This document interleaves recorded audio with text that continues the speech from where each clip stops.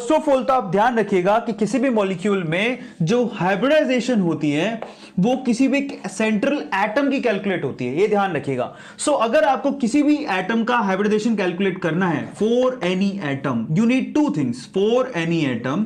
अगर आपको किसी भी एटम का हाइब्रिडाइजेशन कैलकुलेट करना है तो आपको सिर्फ दो चीजों की जरूरत होती है। पता नहीं बुक में बहुत बड़े बड़े फॉर्मूले लिखे होते हैं, किसी चीज की जरूरत नहीं है, आपको दो चीजें ध्यान रखनी है। देखिए किस चीज की जरूरत है। If you want to calculate hybridisation you need two things. First one is number of atom attached, number of atom attached, ठीक है, अटैच्ड टू दैट एटम। जिस भी एटम का आपको हाइब्रिडाइजेशन निकालना है उसके साथ कितने नंबर ऑफ एटम अटैच्ड है, ठीक है। एक तो ये चाहिए और प्लस में दूसरी चीज क्या चाहिए, lone pair of that atom, lone pair of that atom. सिर्फ ये दो चीजों की रिक्वायरमेंट होती है, इसके अलावा आपको किसी और चीज की जरूरत नहीं है। और अगर ये नंबर आता है जी, मिनिमम नंबर तो दो ही है, अगर ये नंबर आता है दो तो हाइब्रिडेशन बनेगी sp। मैं यहां लिख देता हूं sp कैसे हो गया, एक s का हाइब्रिड ऑर्बिटल, एक p का हाइब्रिड ऑर्बिटल, तो दो हो गए, इसलिए यहां पर हाइब्रिडेशन कितनी लिखी है, दो। तो मैं लिख देता हूं if hybridisation is coming to, if the total number is coming to then the hybridisation is, if the total number is coming to. So यहां पर मैं लिखता हूं टोटल नंबर, ठीक है, और यहां पर मैं क्या लिख रहा हूं, हाइब्रिडाइजेशन। सिर्फ इतनी चीजों का ध्यान रखना है। अगर इन दोनों का टोटल आता है दो तो हाइब्रिडेशन होगा sp, अगर ये आता है तीन तो हाइब्रिडेशन होगा sp2, अगर आता है चार तो हाइब्रिडेशन होगा sp3। अब p में तीन से ऊपर जाएगा नहीं, देखिए s में सिर्फ एक ही ऑर्बिटल होता है, p में तीन ऑर्बिटल होते हैं। और अगर ये आ गए पांच तो sp3, उसके बाद क्या होगा d। अगर आ गया 6 तो ये बनेगा sp3 एंड देन d2। अगर आ गया 7 तो ये बनेगा sp3 d3। इस तरह से चलता जाएगा, d 5 तक जाएगा, उसके बाद f आ जाएगा, ठीक है। अगर जाएगा ये 8 तो मैं यहां लिख देता हूं दिस इज sp3, ठीक है। तो ये 4 ही हुआ तो फाइनली क्या होगा, d4। बड़े बहुत ज्यादा हो गए, इतनी जरूरत पड़ेगी नहीं आपको। चलो मैं एग्जांपल के तौर पे बताता हूं, लेकिन उससे पहले कुछ फंडामेंटल चीजें भी आपको ध्यान रखनी है। आपको किसी भी एटम के लिए उसके वैलेंस इलेक्ट्रॉन पता होने चाहिए, जिसके लिए आपको पीरियोडिक टेबल याद होनी चाहिए। मैं आपको प्रैक्टिस कराता हूं जिससे और आसान हो जाएगा, ध्यान से उसको देखिए। और एक बात और ध्यान रखिएगा कि अगर कोई किसी भी सेंट्रल एटम के साथ ऑक्सीजन अटैच है तो आपको पता है ना कि ऑक्सीजन दो बॉन्ड बनाता है, ये तो जानते हो ना सब, बस इतना ध्यान रखो हो जाएगा। जैसे एग्जांपल बताता हूं आपको, चलिए हम लोग यहां पर अलग अलग मॉलिक्यूल्स में किसी भी एटम का, किसी भी सेंट्रल एटम का, जो उसके अंदर सेंट्रल एटम होगा उसका हाइब्रिडाइजेशन कैलकुलेट करके देखते हैं। फर्स्ट एग्जांपल लेते हैं, सपोज सबसे सिंपल एग्जांपल CH4, ठीक है। सो यहां पर सेंट्रल एटम कौन हुआ, यहां पर सेंट्रल एटम है जी कार्बन। कार्बन का हाइब्रिडाइजेशन आपसे पूछा जाएगा कार्बन का हाइब्रिडाइजेशन बताइए। बहुत सिंपल है, ध्यान से उसको चेक करिए। सबसे पहले आपको क्या चेक करना है कि उस सेंट्रल एटम के साथ कितने नंबर ऑफ एटम अटैच है। तो यहां पर तो 4 एटम अटैच दिखाई दे रहे हैं, प्लस अब देखिए जरा ध्यान से, 4 लिख दिया मैंने, उसके बाद क्या देखना है, लोन पेयर कितने बचे। जनरली कार्बन के पास कुछ लोन पेयर बचता ही नहीं है, वो हमेशा 0 होते हैं ऑलमोस्ट 99% केसेस में। लेकिन फिर भी आप जरा सोचिए, कार्बन आता है 14 ग्रुप में, 4 वैलेंस इलेक्ट्रॉन उसके पास होते हैं और चारों उसने बॉन्ड बनाने में काम ले लिए, बनाए ना, यहां पे 4 बॉन्ड ही तो बनाए हैं। तो यहां पर लोन पेयर कितना हुआ जी, 0। तो टोटली कितना आ रहा है, 4। और 4 के रिस्पेक्ट में हाइब्रिडाइजेशन कितनी बनेगी, sp3। देखिए बहुत ही आसान है, मैं आपके सामने लिख रहा हूं, देखिए 4 के रिस्पेक्ट में sp3। और सीरियसली बताता हूं, अगर आपकी एक बार ढंग से प्रैक्टिस होगी तो बच्चों के जैसा खेल है। सेकंड एग्जांपल देता हूं जिससे और क्लैरिटी आएगी। सेकंड एग्जांपल लेते हैं अपन, सपोज करते हैं NH3 यानी कि अमोनिया। अमोनिया के केस में सबसे पहले आप चेक करोगे कि नंबर ऑफ एटम अटैच कितने हैं, टोटल हाइड्रोजन कितने अटैच है, सिर्फ 3। इतना सही तो काम देखना है, number of atom attach, central atom के साथ 3 हाइड्रोजन अटैच है। जरा ध्यान से उसको देखो, ये हमारा सेंट्रल एटम है जिसके लिए हमें हाइब्रिडाइजेशन कैलकुलेट करनी है, तो 3 एटम उसके साथ अटैच है। अब चेक करते हैं हम लोग को लोन पेयर। अब देखिए नाइट्रोजन आता है जी, यहां पर लिख दे, कार्बन आता है 14 नंबर ग्रुप में, तो नाइट्रोजन आता है जी 15 नंबर ग्रुप में। तो इसके पास वैलेंस इलेक्ट्रॉन कितने होते हैं जी, 5। अब जरा सोचिए 5 वैलेंस इलेक्ट्रॉन थे जिसमें से उसने 3 काम पे ले लिए। किधर काम लिए, 3 बॉन्ड बनाने में। सो फाइनली कितने बचे, 2 के हिसाब से लोन पेयर कितना हुआ, 2 इलेक्ट्रॉन है, लोन पेयर तो एक ही हुआ ना, सबको समझ में आ गया। सो 2 इलेक्ट्रॉन बचे यानी कि लोन पेयर एक हुआ। लोन पेयर, पेयर का मतलब क्या होता है, 2 जोड़ी, 2 का जोड़ी, तो एक ही हुआ ना। सो फाइनली 3 और 1 कितना होता है, 4।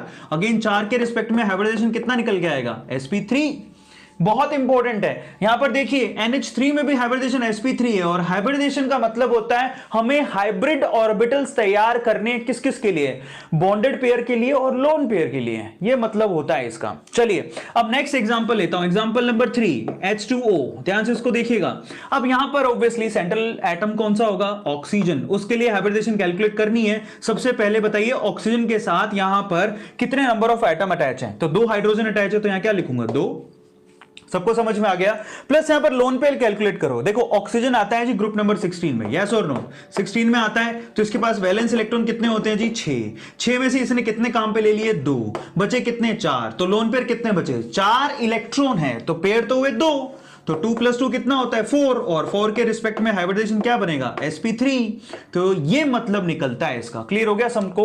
फाइनली यहां पर ऑक्सीजन का जो हाइब्रिडेशन निकल के आ रहा है वो भी निकल के आ रहा है sp3। दोबारा समझा देता हूं, ऑक्सीजन होता है ग्रुप नंबर 16 में, वैलेंस इलेक्ट्रॉन होते हैं 6 में से उसने 2 काम पे ले लिए, किधर, बॉन्ड बनाने में, तो पीछे कितने बचे, 4 इलेक्ट्रॉन से पेयर कितने हुए, 2, तो यहां पर 2 एटम अटैच है और यहां पर 2 ही उसके पास लोन पेयर है, तो टोटल कितना हो गया, 4 के हिसाब से sp3। इतना हाँ सामने लिखा है उसके हिसाब से काउंटिंग करनी है।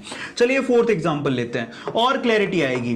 थोड़ा सा डिफिकल्ट एग्जांपल की तरफ चलते हैं। सपोज आपसे पूछ लिया यहां पे, सपोज IF7, तो अगर IF7 में से पूछ लिया आपसे कि यहां पर IF7 में जो आयोडीन है उसकी हाइब्रिडेशन आपको कैलकुलेट करनी है, तो बड़ा आसान है। सबसे पहले तो नंबर ऑफ यहां पर एटम अटैच, आयोडीन के साथ एटम कितने अटैच हैं, 7, सही है। प्लस लोन पेयर चेक करो। देखो आयोडीन जो है ग्रुप नंबर 17 में आता है, यस और नो, मैंने सारे एग्जांपल दे रहा हूं आपको। ग्रुप नंबर 17 में आता है, और अगर ग्रुप नंबर 17 में आता है तो वैलेंस इलेक्ट्रॉन कितने हुए जी, 7 में से इसने टोटल 7 ही इलेक्ट्रॉन यहां पर बॉन्ड बनाने में काम लगा लिए ना, F के साथ देखो 7 ही हैं, तो 7 में से 7 ही बॉन्ड बनाने में काम लगा लिए, तो पीछे कितने बचे, 0, तो यहां हुआ 7 के हिसाब से देखिए चेक करिए, 7 के हिसाब से कितने हुए, sp3d3, तो sp3d3 ये इसका हाइब्रिडेशन हो गया। अब देखिए इतना आसान है, सबको समझ में आ गया। सो इस तरह से आपको कैलकुलेट करना है। चलिए 4th के बाद 5th एग्जांपल, थोड़ा सा और टिपिकल बनाते हैं इसको, जिससे और क्लैरिटी आएगी कॉन्सेप्ट में। सपोज आपसे पूछ लिया Xe, ठीक है, Fe F4 में हाइब्रिडेशन पूछा आपसे, तो देखिए हम किधर चले गए, 14 number group, 15 number group, 16 number group, 17 number group, 18 number group पे आ गए, क्योंकि सेंट्रल एटम हमारे पास कौन है, अब Xe है, जो कि 18 नंबर ग्रुप में आता है। तो सबसे पहले आपको क्या करना है, सबसे पहले आपको यह चेक करना है कि Xe के साथ नंबर ऑफ एटम कितने अटैच हैं, तो 4 ही तो फ्लोरीन दिखाई दे रहे हैं आपको, इसके अलावा है क्या कोई, नहीं। अब आप चेक करो जी, Xe आता है ग्रुप नंबर 18 में, क्योंकि ये नोबेल गैस है, सबको पता है, और 18 में टोटल वैलेंस इलेक्ट्रॉन कितने होंगे, तो यहां पर वैलेंस इलेक्ट्रॉन निकल के आएंगे जी 8, सबको समझ में आ गया। 8 में से आप जरा चेक करिए, इसने 8 में से कितने इलेक्ट्रॉन काम पे लगा लिए, 4 इलेक्ट्रॉन इसने बॉन्ड बनाने में काम लगा लिए, पीछे बचे 4, इसका मतलब यहां पर लोन पेयर कितने हुए, 4 इलेक्ट्रॉन है, तो लोन पेयर कितने हुए, 2, 4 और 2 कितने हो गए, 6 के रिस्पेक्ट में चेक करो कितना आएगा, sp3d2, तो यहां पर आंसर आ रहा है sp3d2। अब देखिए इस तरह से फुर्ती से हमने 5 एग्जांपल कर लिए, और थोड़ा सा टफ एग्जांपल पर चलते हैं जिससे आपको और ज्यादा क्लैरिटी आएगी। तो यहां पर 5 एग्जांपल सबको समझ में आए। चलिए ये हुआ Xe F4 के केस में आपके पास हाइब्रिडेशन बन रही है sp3d2, जिसमें आपके पास 4 तो है क्या, यहां पर एटम अटैच, और फाइनली 2 इसके पास लोन पेयर है। सबको समझ में आ गया। अभी थोड़ा और टिपिकल एग्जांपल पर चलते हैं, 5th के बाद 6th एग्जांपल पर चलते हैं। सपोज आपसे पूछ लिया XeO3, जरा चेक करिएगा XeO3, उसमें Xe का आपको हाइब्रिडेशन पूछ लिया गया, तो सबसे पहले आपको क्या करना है, नंबर ऑफ एटम अटैच, तो 3 ही तो ऑक्सीजन अटैच है, यस और नो, 3 ही तो ऑक्सीजन अटैच है, सो फाइनली 3 ऑक्सीजन। अब देखिए मजे की बात, एक ऑक्सीजन अगर Xe से अटैच है तो वो यहां पर 2 बॉन्ड बनाती है। क्लियर हो गया, तो इसका मतलब एक ऑक्सीजन के साथ इसने 2 इलेक्ट्रॉन लगाए होंगे, तो 3 ऑक्सीजन के साथ 6 इलेक्ट्रॉन लगाए होंगे।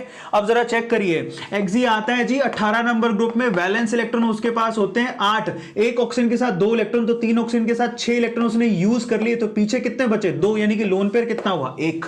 बहुत इंपॉर्टेंट है, इस चीज को जो समझ गए उसको हाइब्रिडेशन बराबर समझ में आ जाएगी। दोबारा समझाता हूं, जरा चेक करिए, एक ऑक्सीजन के साथ 2 बॉन्ड बनाएगा तो ऑब्वियसली वो 2 इलेक्ट्रॉन लगाएगा ना काम पे, यस और नो, तो 3 ऑक्सीजन है तो 6 इलेक्ट्रॉन लगा देगा, 8 में से 6 इलेक्ट्रॉन तो निकल लिए, तो पीछे बचे 2 इलेक्ट्रॉन, लोन पेयर कितना हुआ, 1। सो फाइनली 3 और 1 कितना होता है, 4 के रिस्पेक्ट में हाइब्रिडेशन कितनी आएगी, sp3।